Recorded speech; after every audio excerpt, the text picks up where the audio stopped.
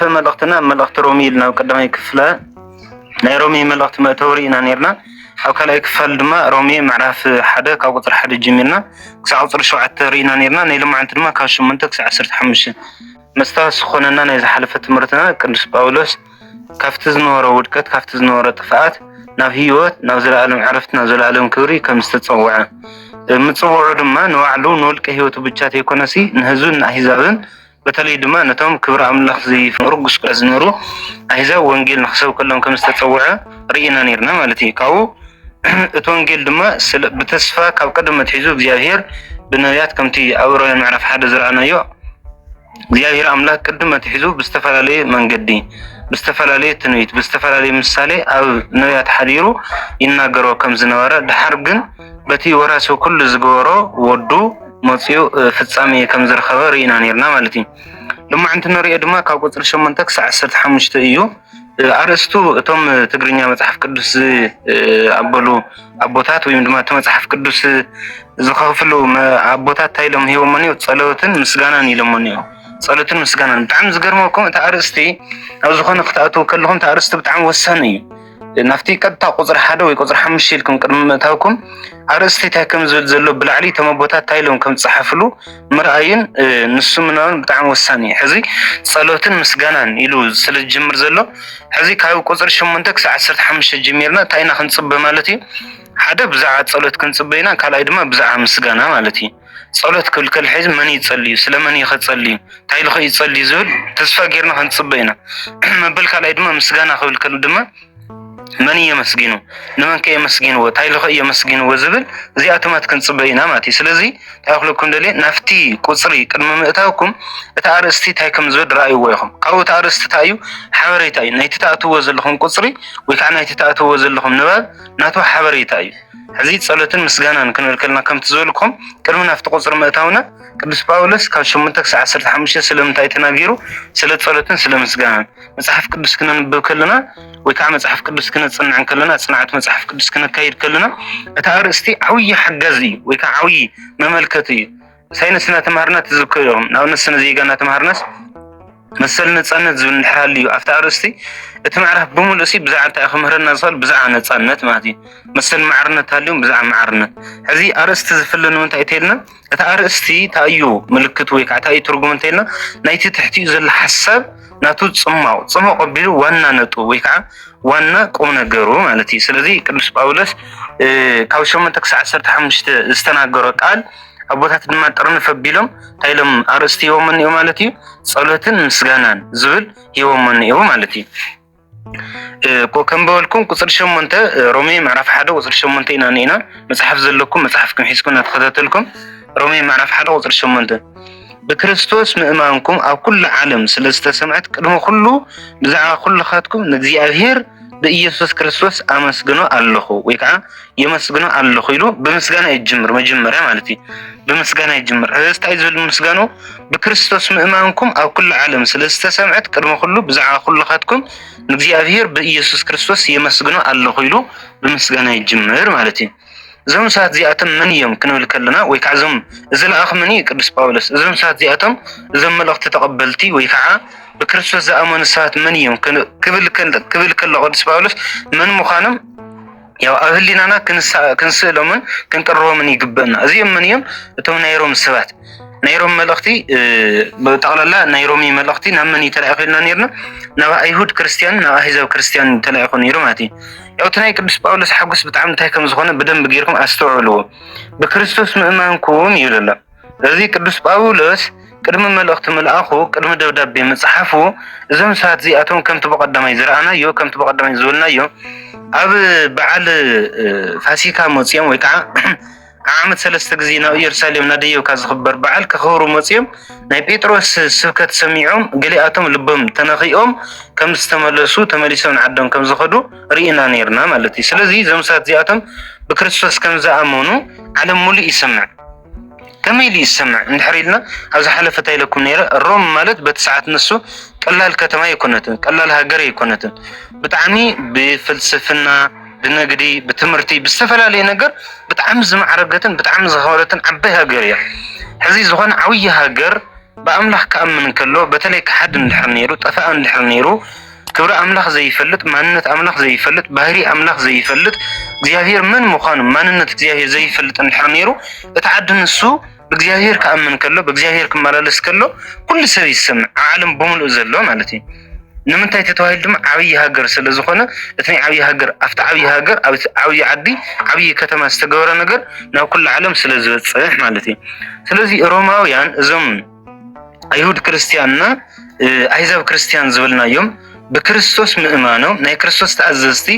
ናይ ክርስቶስ ተኸታልቲ ምዃኖም ዓለም በሙሉ ይሰምዕ ወረ ይውራ እንታይ ተባሂሉ እቶም ሮማውያን ዝበሃሉ ሲያ እቶም ብንግድ ብፍልስፍና ብትምህርቲ ብዝተፈላለየ ጥበብ ዝፍለጡ ሰባት ትፍለጥ ሃገርሲ በክርስቶስ አሚኖም ተኸተልቲ ክርስቶስ ኮይኖም ሰዓብቲ ክርስቶስ ኮይኖም ተባሂሉ ዓለም በሙሉ ይሰምዕ ማለት እዩ ስለዚህ ቅዱስ ጳውሎስ ታይብለሎ ዓለም በሙሉ ንስኹም ብምእማንኩም ንስኹም ናይ ክርስቶስ ተኣዘዝቲ ናይ ክርስቶስ ተኸተልቲ ብምዃንኩም እሲ ዓለም በሙሉ ስለ ዝሰምዐ ኣነ የመን እየ ተሓጒሰ ደስ ይብለኒ ይብለሎ ስለዚ ነገረ መንገድና ክንመሃረሉ ዝግባእ ሰብሲ እንታይ ተኮይኑ ይተሐጎሱ ንሕናሲ ቅድምና ካሊ መሕሳብና ነንውልቄና ህይወት ክንሓስብ ከለናሲ ሰብስ እንታይ ኮን ከለና ንሕጎስ ወይ ከዓ ሰብ እንታይ ኮይኑ ክበሃል ከለና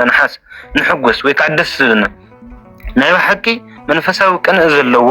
መንፈሳዊ ህይወት ዝተመልአ ብቅድስናን ብንጽናን ውሽጡ ዝተቆርቆረ ውሽጡ ዝነጽህ ውሽጡ ዝተቀደሰ ሰብ እንድሕር ኮይኑ እቲ ዝዓበየ ሓጎስ እዩ ሰብ በክርስቶስ ከኣምን ከሎ ዓብይ ሓጎስ ይሕጎስ ንምንታይ ተተዋሂሉ ድማ በክርስቶስ ዝኣመነ ሰብ ናይ ዘለኣለም ህይወት ስለ ዝረክብ በክርስቶስ ዝኣመነ ሰብ ዕረፍቲ ስለ ዝረክብ በክርስቶስ ዝኣመነ ሰብ ህይወት ስለ ዝረክብ በክርስቶስ ዝኣመነ ሰብ ክብሪ ስለ ዝረክብ ሓደ ሰብ ካሊእ ሓው ካሊእ ወገኑ በክርስቶስ አሚኑ ክባሃል ከሎ ናይ ክርስቶስ ተኸታልያ ኮይኑ ናይ ክርስቶስ ሰማዕያ ኮይኑ ናይ ክርስቶስ ተኣዛዝያ ኮይኑ ክባሃል ከሎ እቲ መንፈስ ቅዱስ ዝባርኾ ሰብ እቲ ብቅዱስ መንፈስ ዝተመልአ ሰብ እንታይ ይኾን ይሕጎስ ብምንታይ ዝሕጎስ ዘሎ ድማ ሓው ወይ ከዓ ሓፍቱ ናይ ዘለኣለም ህይወት ናይ ዘለኣለም ክብሪ ናይ ዘለኣለም ዕረፍቲ ብምቕማሶም ብምሓዞም ማለት እዩ ያው ከምቲ ዓንተወ ዝበልክኹም ብዙሕ ሓጎስ ኣለና እዩ ሓደ በሊዑ ሓደ ሰቲት ሓደ ሃፍቲሙ ሓደ ኸቢሩ ከምዚ ኮይኑ ኢልና ብዙሕ ግዜ ንሕጎስ ኢና ወላም ብዙሕ ግዜ ንናገር ኢና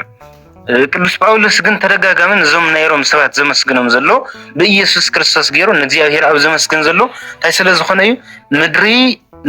ምድሪ ወይ ከዓ እዞም ናይሮም ሰባት በክርስቶስ ምእማኖም በክርስቶስ እዙዛት ምዃኖም በክርስቶስ ተኸተልቲ ምዃኖም ዝሰምዐ ብጣዕሚ ይሕጎስ ካብ ሓጎስ ዝተልዓለ ድማ ንእግዚአብሔር ይመስግን ማለት ሓደ ግዜ ሲ ከምዚ ተገብሩዶ ሕዚ ንሕና መሳድርቲ ኢና ዝገርመኩም ሰብ ወይ ዘማዊ ወይ ሰራቂ ወይ ሓሳዊ ወይ ሃንግ ገባር እንድሕር ነይሩ ናብ ቤተክርስትያን ከኣቱ እንድሕር ኢናዮ እዚ ትሪኦ ዘለካ ተሌባ ኮይ ተዘማዊት ኮይ ተሓሳዊ ኮይ ተኸምዚ ኮይ ኢልና ንናደድ ንባሳጮ ኣይኮነ እንደ ንእግዚአብሔር ክነመስግን እቲ ሰብ ንሱ ስለ ዝሓነ እቲ ሰብ ንሱ ስለ ዝኸበረ እቲ ሰብ ንሱ ስለ ዝነጽህ እቲ ሰብ ንሱ ናብ ቅድስና ናብ ህይወት ስለ ዝተመለሰ ኣይኮነን እግዚአብሔር ክነመስግን እቲ ሰብ ንሱ ናብ እግዚአብሔር በመምጹ ንጉሂና ንናደዲና ኣብዚ ሓለፈ ሰዓት ነጊረኩም ቅዱስ ጳውሎስ ንሐዋርያነቱ ከኣቱ ከሎ እቲ ሃናንያ ዝበሃል ሰብኣይ ጳውሎስ ብምድሓኑ ጳውሎስ ናብ ንጽህና በመምጹ ተሰብኣይ ደስ ይበሎን ተመሊሱ ንኢየሱስ ንእግዚአብሔር አምላክ ክብራረሉ ይጀምርዋ ይፈልጦ እኮ ንሱ ዓማጽ እዩ ሸፋጥ እዩ ቤተክርስቲያን ቀታሊ እዩ ወይ ከዓ ንሐዋርያት ይሳደድ እዩ ደቂ ኣንስትዮ ይዘርፍ እዩ ይፈልጦ እኮ ከመይ ቅድስና ንኡ ይግባእ ከመይ ንጽህና ንኡ ይግባእ ኢሉ ክናደድን ክጉህን ወይም ድማ ክባሳጨን ክቐነን ጀሚሩ ነይሩ መን እቲ ሃናንያ ዝበሃል ሰብኣይ ማለት እዩ ቅዱስ ጳውሎስ ግን ኣይኮነ እንደ ክናደድ ኣይኮነ እንደ ክባሳጮ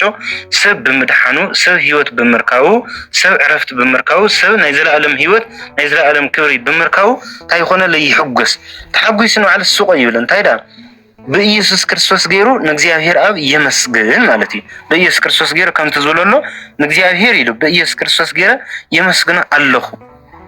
ስለ ዝኾኑ ህይወት ስለ ዝረኸቡ ዕረፍቲ ስለ ዝረኸቡ ተኸተልቲ ናይ ክርስቶስ ስለ ዝኾኑ ማለት እዩ ቁጥሪ 9 እንተ የቋረጽኩ ኩሉ ሻዕ ኣብ ጸሎተይ ከም ዝዝክረኩም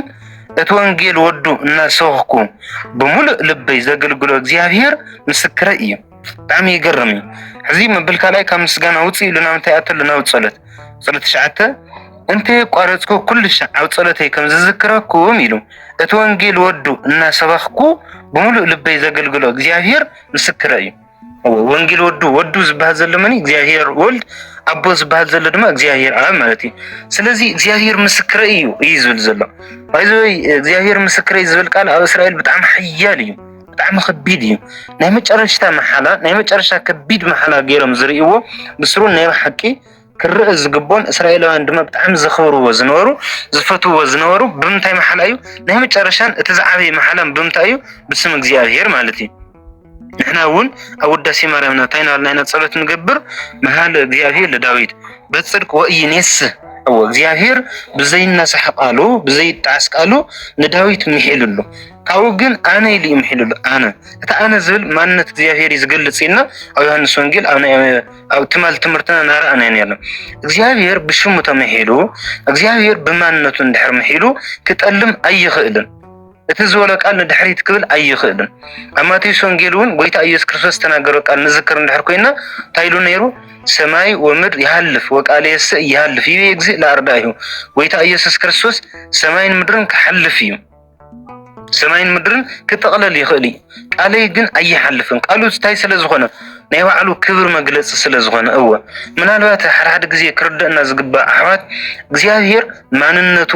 ቃሉ ንጽህናው ክብሩ ኩሉ ዝተተሓዘዩ ናትና ምናልባት ዝተፈላላይ ክኸውን ይኽእል በተለይ ኣብ ዓድናሲ ሓደ ገብረ ዋህድ ይባል ወይ ከዓ ሓደ ገብረ ማርያም ይባል ሓደ ገብረ ኢየሱስ ክርስቶስ ይባል ናብነትሲ ገብረ ኢየሱስ ክርስቶስ ይባል ሓደ ወይ ከዓ ገብረ ኢየሱስ ይባል ናይ ኢየሱስ ተኸታሊ ናይ ኢየሱስ አገልጋሊ ናይ ኢየሱስ ተኣዛዚ ናይ ኢየሱስ ባርያም ይባል ስሩሕ ኸታይ እንድሕሪልካስ አንገጋሪ ሰራቀይ ዘማዊ استفላለይ ነገር በቃ እንትሽሙ ዘይምጥን ማለት ነው ሽሙን ግብሩንሲ ነንወይንቱ ሽሙ ገብረ ኢየሱስ ይዝባል ናይ ኢየሱስ ተኸታሊ ይዝባል ወይ ከዓ ናይ ማርያም ገብረ ማርያም ይዝባል ገብረ ተክለ ሃይማኖት ይዝባል ግብሩታ እንድሕሪና ግን ስርቂ ሓሶት استفላለይ ነገር ስለዚህ ንሕና ሽምናን ማንነትናን ዘይክራኸብ ይኽእል እዩ ዘይክጋጠም ይኽእል እዩ ንሕና ታይ ስለነገብር በቲ ሽምና ስለዚህ ነበር በቲ ክብርና ስለዚህ ነበር ክብርና ከነበላሽው ንኽልን እግዚአብሔር ግን ሽሙን ማንነቱን ሓደ እዩ ክብሩን ንጽህናን ሓደ እዩ ቃሉን ባዕሉን ሓደ እዩ እግዚአብሔር ዝተናገረው ቃል ይፍጽም እዩ እግዚአብሔር እትኸናገረና ዝሐሰበው ቃል ይናገረና እትስተናገረው ድማ ዝፍጽም አምላኽ እዩ አነ እዩ ዘይልወጥ ዘይፈርስ አምላኽ እዩ ቃሉ ዘይሕሱ እዩ ስለዚህ ቅዱስ ጳውሎስ እዚ ስለዝፈልጥ ታይብለሎ መሲልኩም አነ ይብለሎ ኩሉ ግዜ ንዓኹም ጸሎት ከም ዝገብረልኩም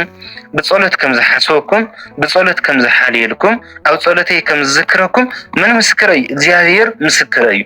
እግዚአብሔር مسكري ማለት ድማ ታይማነቲ حقيه هو መቸም ኢየሱስ ክርስቶስ አይተምሐሉና በለ እንሃለው ቅዱስ ጳውሎስ እዚ መጽዩ እግዚአብሔር مسكري ይሉ ይምሐለ ይኮነን ዘሎ እግዚአብሔር مسكري ይሉ ከም ዝብይድና ንጣقዖ ከም ቢዱ አይኮነን ዘጣقዓሎ እግዚአብሔር مسكري ማለት ታይዝሎል አነሲ حقيه ከሕሱ አይክልን እግዚአብሔር حقኛ እዩ እግዚአብሔር ንጹህ እዩ እግዚአብሔር ቅዱስ እዩ حسوتن ودقتن حاتياتن زبال ايسمعون ስለዚህ በመን ያንዝ ዝምሕልለሁ በቲ ዘይልወጥ በቲ ዘይፈርስ በቲ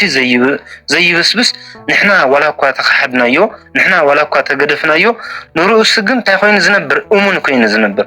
ንሩስ ዘይጠልም አምላኽ ንሩስ ዘይልወጥ አምላኽ ንሩስ حدش نجار زي متصاملخ حدش نجار كلكم زخنا كالي تلوات قال ويك تلوات نجار زي متصاملخ بو تاي قبر لكم يمحل لكم تاي كم زغور لكم معلتي تصولت كم زغور لكم اقلقلو تتايلنايو ناي እግዚአብሔር ወልድ ወንጌል መግለጽ መስዋዕይልናዮ ስለዚህ በመን ምሕለ ይዝለል ሕዚ እግዚአብሔር አብ ምሕለ በመን በቲ ዘገልግሎ ወዱ መኒ ኢየሱስ ክርስቶስ አቦ ድማ መኒ እግዚአብሔር አብ ስለዚህ አነሲ በእግዚአብሔር አብ ይምሕለለሁ ታይ ከም ዝገብረልኩም ጸሎት ከም ዝገብረልኩም ማለት ሕዚ እዚ ካብ ኮነ ጸሎት ታይል ይገብረሎም ዝኽል ቅዱስ ጳውሎስ ነዞም ሰባት ዚኣቶም ነዞም ናይ ሮማውያን ሰባት ወይ ከዓ ነዞም መልእኽቲ ጽሕፈሎም ዘሎ እንታይ ኢሉ ክጽልዮም ዘሎም ዝኽል እንድሕሪልና ድማ ካፍቲ ተኣዛዝነት ካፍቲ እሙንነት ካፍቲ ተኸታልነት ኢየሱስ ክርስቶስ ንኸይወጹ ሓደ ግዜ ዝኣመንዎ አምላኽ ሓደ ግዜ ዝተኸተልዎ አምላኽ ሓደ ግዜ እሰይሎም ብልቦም استقبلوا أملاخ نخي خحدون كافت حسب نسون نخي وصل هيجور لهم اللي تصلت يجور لهم اللي يوصل كويو ناونت أو جلاتيا تعيزوا لهم مسيلكم جلاتيا نعرف حدا ندحرين أسبوع يسوع كريستوس سي أبكر من هاللي ناخم السؤال جيران دقري فلكم ينوركم الشبكة تلوتكم أنا سجري من الله يزلون أنا سجري من الله الشبكة خحدكم الشبكة مسيم شودكم الشبكة حسابكم كيركم الشبكة ناوكالي حسبكم ማዕዝ አሻብ ሰዓት أو كندي دقائق أو كندي ساعات زأكل يزوله سلزي إزونا يرومي سبات زياتهم ون كابزنا ورا أمنتهم كابزنا ورا تعززنتهم كافتي مجمرات هايلو مسجين ومنيرو بكريستوس مأمانكم على ملء سميعيو بزد ما بتعمي دستنيا بزي بتعمي يحجس نمنتاي هيوت سلا ترخولو عرفت سلا ترخولو كبري سلا ترخولو إذا أمنته زي إذا تحجسه زي إذا دليته زي نخي قارت نخي فرس جن ويكعوديو نخي تعرف حسابكم نخي تغيروا جن أنا سي معلتي صلاتي جورا لكم الله تاي نخي تجور تتايل جن وتصيهم نخي تطفوا وتصيهم نخي تودكم ندحريت كي تملسوا كافتي نتصنت كافتي زرخوكم حرنت بتي كريستوس زرخوكم نتصنتن قدسنا حرنتن نسو حديكم ندحريت كي تودكم كي تطفون أنا تاي جورا لكم الله صلاتي جورا لكم الله يبل ماتي على هذا زي كريستيانينا كم قدس باولس نا كريستوس تختلتينا إلنا عفنا ملينا مزدارون نحسون على هذا زي كم قدس باولس تختلتينا كريستوسينا إلنا نحسون دحركوينا بزيت خالنا متن كم قدس باولس حساب كلنا نيو أسلام يكون زي أمن يكون أو دجزنا ولا يكون كله بكريستوس كأمن كله بس كلنا يجبا كن حجوس يجبا تحجوس ترى يكونن بشم يسوع كريستوس نجياهير أو تخن جبر يجبنا كنا مسجن يجبنا أو حدا ودخل إيكا نحنا كندحن نحنا كنتصدق نحنا كنكبر نحنا كنقدس لأخكالنا كأوخن بدحريون زي حدا كان قدس منفس كاليكا استفلالي قانقاتات استفلالي حيلتات استفلالي كورتات استفلالي نصناتات قليصو أبلبنا مطيو قدسنا نصهنان كسئللنان كقدفنان زغبركا እግዚአብሔር አብ ክብር ምስጋና ንሽምካ ይሁን ይልና እግዚአብሔር በመን ነመስግን በኢየሱስ ክርስቶስ ነመስግን ስለምን ተተዋሂል ድማ ስለነዋልና ይኮነን ስለንውልቀና ይኮነን ስለመንዳ ስለ ዓለም በሙሉ በክርስቶስ ስለዛ አመነ በክርስቶስ ስለስተአዘዘ በክርስቶስ ስለስተመላለሰ ሰው ሁሉ ታይንኸው ንሕጎስ ተሐጉስና ድማ ንእግዚአብሔር ነመስገን እግዚአብሔር አምላክ ተመስገን ቋናው ልብ መለስካዮ ዓበይት ወለድኩም ይንዝሉ ምናልባት አመናሲ ውድቀት ከለ ዓበይት ወለዲ ነስተውዕለም እንትኾይና በተለይተም ይዋሃት ግን ታይምዝሉ ዋይ ተመስገን ተፈጣሪ ደጊምስናው ልባደ ተመሊሳ ደጊምስናው ልቡደ ተመሊሱ ዝነበረ ውድቀቱ ዝነበረ ረክሰቱ ዝነበረ ኃጢአት ሓዲግወስ ድረኳ ተመሊሱ ኢሎም ደስ ይዝሎም ይሕጎሱ እግዚአብሔር ክብር ምስጋና ንዓኻ ይኹን እውን ኢሎም ይውስኹሉ ስለዚህ ቅዱስ ጳውሎስ ዘመስግኖ ዘለታ እዩ ኣነሲ ናይ ክርስቶስ ኣመንቲ ብምዃንኩም ናይ ክርስቶስ ተኸተልቲ ብምዃንኩም ደስ ይለኒ ብጣዕሚ ተሓጒሰ ስለዝተሓጎስኩ ድማ ንመን የመስግን ኣለኹ ንእግዚአብሔር የመስግን ኣለኹ እግዚአብሔር የወድስ ኣለኹ ታይ ስለዝገበረ ክትድሕኑ ክትጸድቁ ክትምለሱ ናብ ልብኹም ክትኣቱ ስለዝገበረ قاو دما حدا غزي ስለዘመስገንኩ حدا غزي ስለዘዕለልኩ ድማ ሱቆ ይበለ ታይራህ ግብር ገና ክትጽልይ ከይተወድቁ ከይተጠፉ ካእምነትኩም ከይትስሕቱ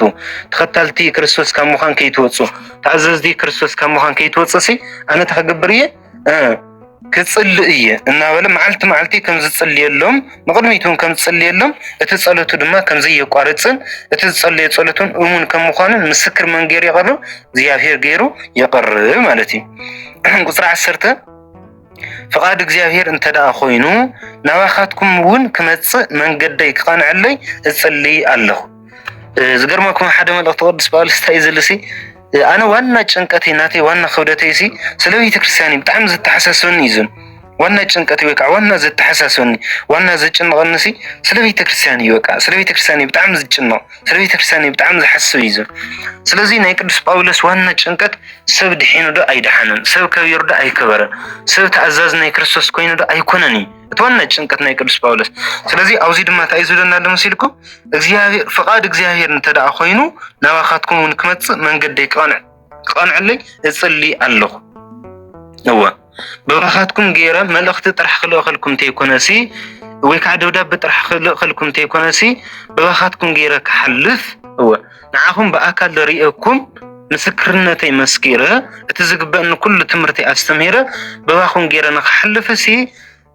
ደስ ይብለኒ ብጣዕሚ ይሕጎስ እንተኾነ ግን እግዚአብሔር ፍቃዱ እንድሕር ኮይኑ ሓደ ግዜ ካብዚ ቃል እዚ ታይና ክንማር ንኽእል ኣሕዋተይ ኣይኮነን ዶ ንስጋው ድልየት ኣይኮነን ዶ ንስጋው ነገር ኣይኮነን ንዝዓለም እዚ ትልሚ ንዝዓለም እዚ እቅድ መንፈሳዊ ነገር እኳ ነገር እግዚአብሔር ክትሰብኽ ወንጌል ክትሰብኽ ወንጌል ክትባጽሕ ወንጌል ናብ ኩሉ ዓለም ንኽተብጽሕሲ ታየድልየ ፍቃድ እግዚአብሔር የድልየ ንኹሉ በቃ ንኹሉ ወንጌል ንኽተብጽሕ نقول بقى بفقد እግዚአብሔር ብቻ ካትምራሕ ትኽእል ናትና ህይወት ብምንታይ ጥራሕ ትምራሕ ትኽእል بفقد እግዚአብሔር ስለዚህ ቅዱስ ጳውሎስ ታይሉሎ ኣነ በባኻትኩም ንኽሓልፍ እወ بصحف طرحتي يكونس بدبدب طرحتي يكونس معناته نغيركم يا ابز حلفه قدوس باولس زملقت زي تصحفل زلو او قرنتس يلكم اتم دبدب ويك عملقت تصحفلهم زل دما اوروم يمنيو كاو قرنتس نورم زل دما بتعم روحو يلكم بزح بحرتات بزح درق بوتاتات حلف كزخيدي كاو قدوس باولس دما بهو ترخص سوق الخيد يخل معناته بزخد انغولو بزخد روا بزخد درق بايتا تايسل زغبرنا يسر يغرف يسقس لزنوره بزي حلفه بزي تملسه بزي ورد بزي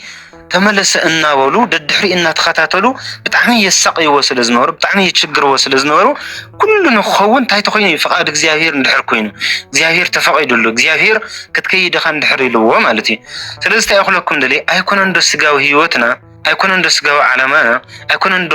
ስጋው መንገድና ወንጌል ንኽተብጽሕ ንሰብ ንኽተእምን ንሰብ ንኽትምልስ ንሰብ ናይ ዘለዓለም ህይወት ናይ ዘለዓለም ክብሪ ናይ ዘለዓለም ዓረፍቲ ንኽተውህብ ንባዕሉ ታየልየካዩ ፈቃድ እግዚአብሔር የልየካዩ እግዚአብሔር ተፈቂዱልካ ትገብር ትኽእል ያዕቆብ መልእክቱንኩም ይዝን እግዚአብሔር ተፈቂዱ ሎሚ አለና ኢና ክንሐድር ኢና ክንነብር ድማ ኢና ከምዚ ክንገብር ኢና ከምዚውን ክንከውን ኢና በሉ መንተይሉ ግን እግዚአብሔር ተፈቂዱ ሰማይን ምድርን በሙሉ ዝምሓደር ብናይ እግዚአብሔር ፈቃድ እዩ ብናይ እግዚአብሔር ረድኤት እዩ ብናይ እግዚአብሔር ሓይሊ እዩ ሓደ ግዜ ኣብ ህይወትና ዝደለናዮም ነገራት ጸሊና ኣብ ዘይተመለሱልና ሰዓት ብግዜ ኣብ ዘይኮነልና ግዜ ብጣዕሚ ነንጭነቕ ብጣዕሚ ማለት እዩ ታኾይና ኣነስ ጸሎት ገይረ ታኾይን ዘይምልሰለይ ታኾይን ዘይነግረኒ ናይ ጸሎተይ መልሲ ናይ ድኻመይ መልሲ ናይ ጻዕረይ መልሲ ታኾይን ዘይዮኒልና ብዙሕ ግዜ ንጭነቕ ኢና ብዙሕ ግዜ ንሓስብ ኢና እዚ ድማ ታይ ስለ ዝኾነ መስለኩም ሓደ እትንዓና ዝጥዕመና እትንዓና ዝምችወና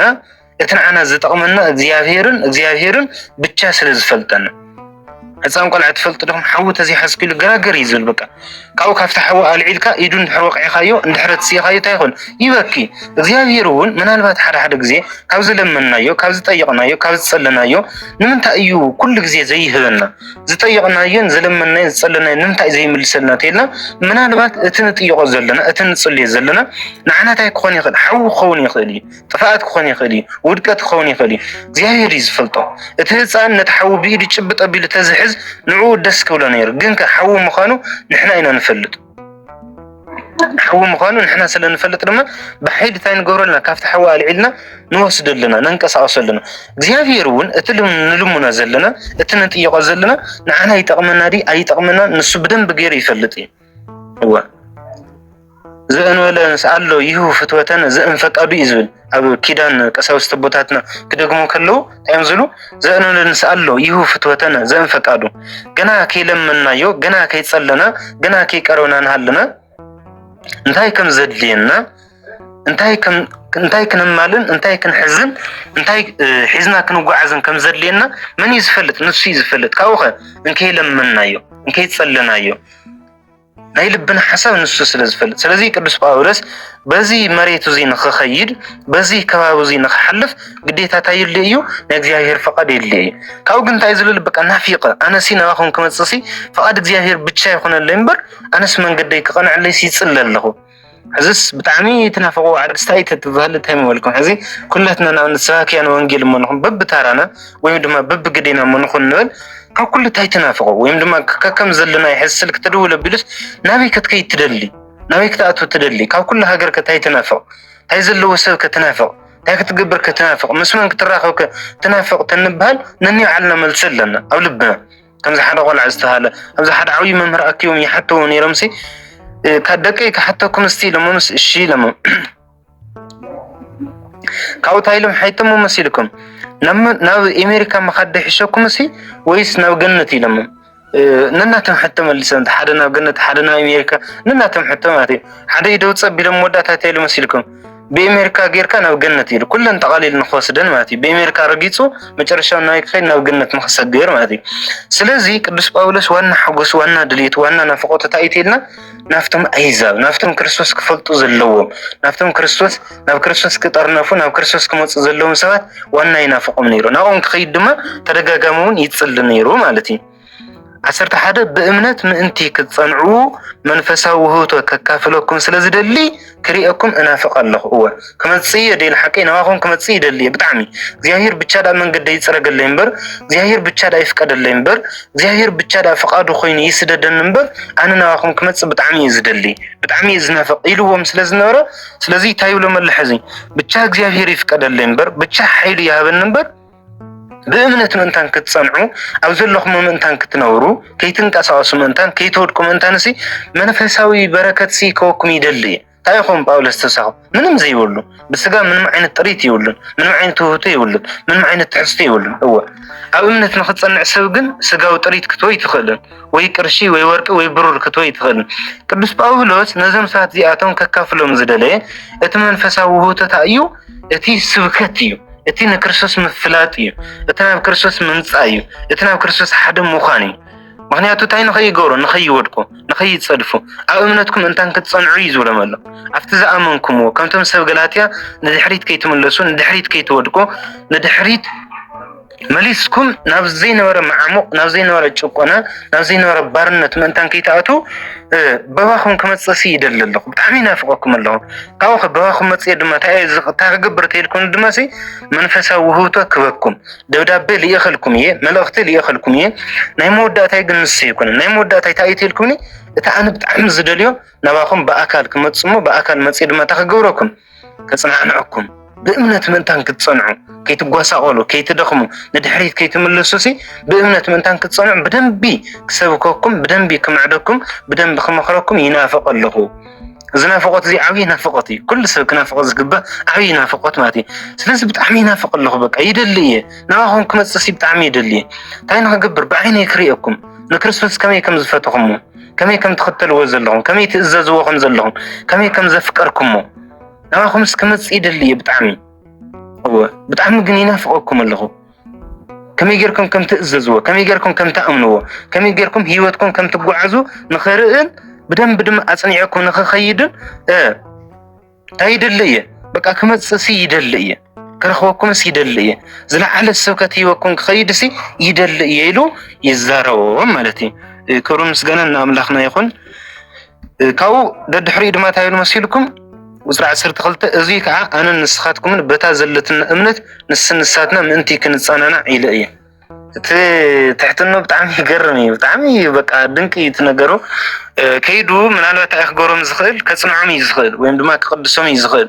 مالت ناوزياهير نخمصو سجياهير نخونو ناوزياهير تختلت نخونو نايس كرسوس آمينهم بيس كرسوس تعزيزهم بيس كرسوس من تان كمالالوسي كتصنعهم كمهرمون كمخرمون زخيل مجرشا قنت هايلوهم ننتي كنت أنا نعيلوهم أو أنا هم كتصنعكم نسختكم من تان كتصنعني يبليو كمتي أوزي اللي نازر أنا كل جزء معاخاتكم اللي يتصلئيه كمزول أو كلمة لقطون تايزول وانجيلنا كل عالم انتان كتبصح لي وانجيلنا كل عالم انتان كل عالم انتان اتانسو كونجيلنا كل عالم انتان كبصح لين كل عالم نتونجيل انتان كسمعوا سيزون سلنا عيد صلي بيزختكم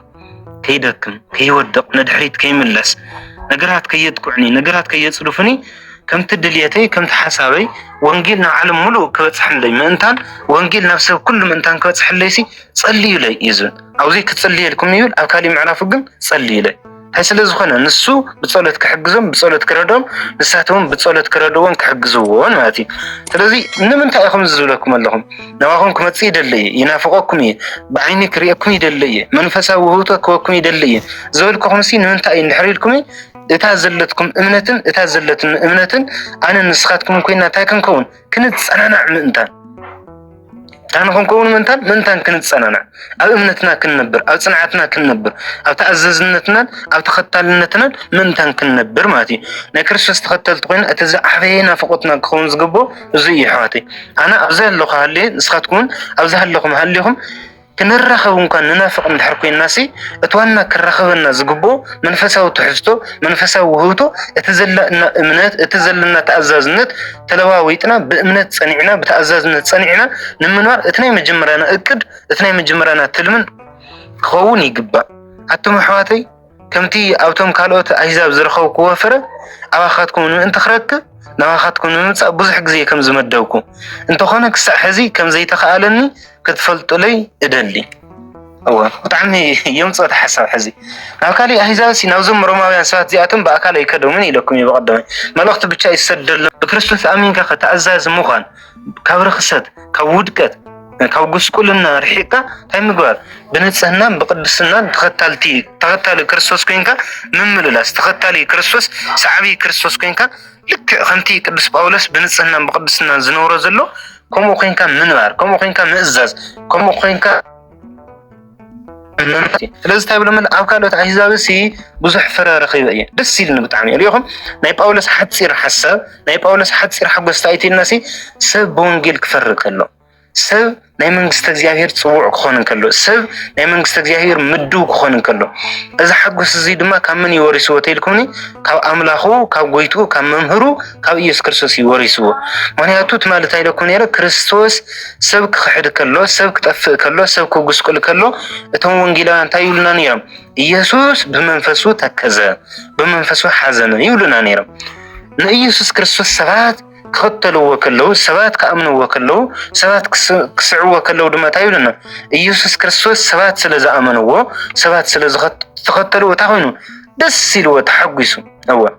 ንምንታይ ተይልና ድማ በክርስቶስ ናይ ዘለዓለም ህይወት ስለዝርከብ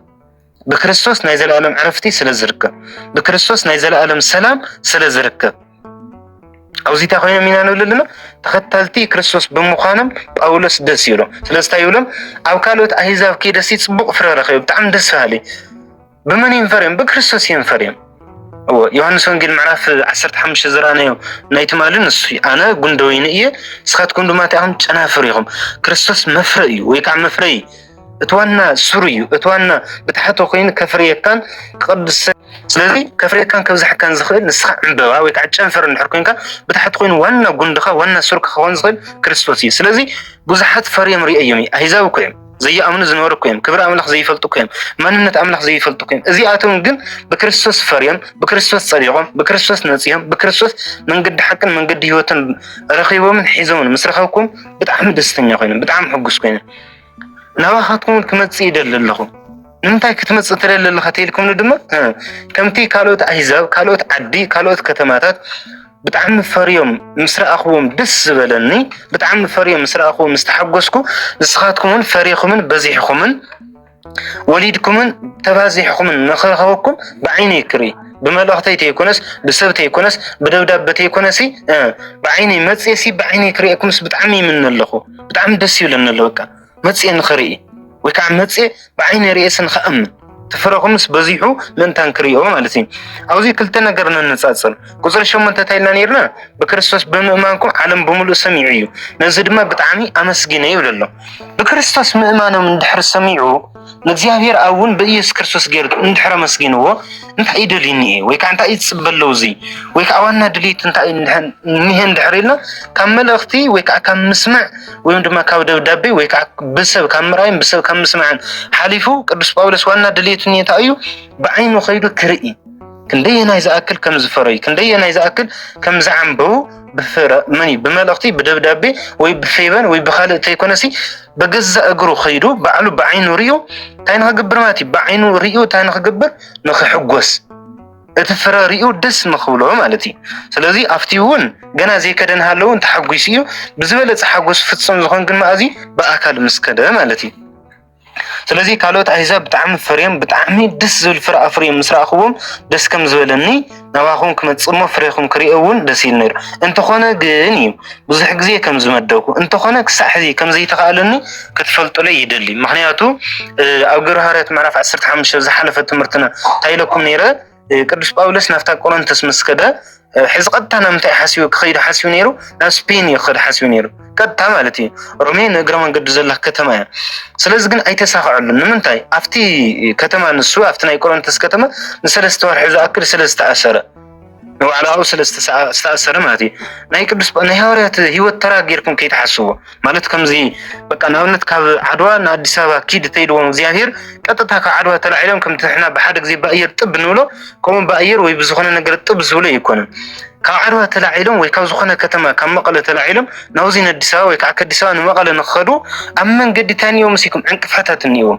እስሩይታት እንይዎም ጉስቁልና እንይዎም ድኽመታት እንይዎም ንዓቶም ዘሳቅዩ ንዓቶም ዘጭንቁ ንዓቶም ዝኣስሩ ንዓቶም ዝገርፉ በብቦቱ በብኣንጎሉ በቢ ከተማኡ ዝተዘጋጀው ነገስታት እንዩ ዝተዘጋጀው መኳንንት እንዩ ዝተዘጋጀው ፍረድት እንዩ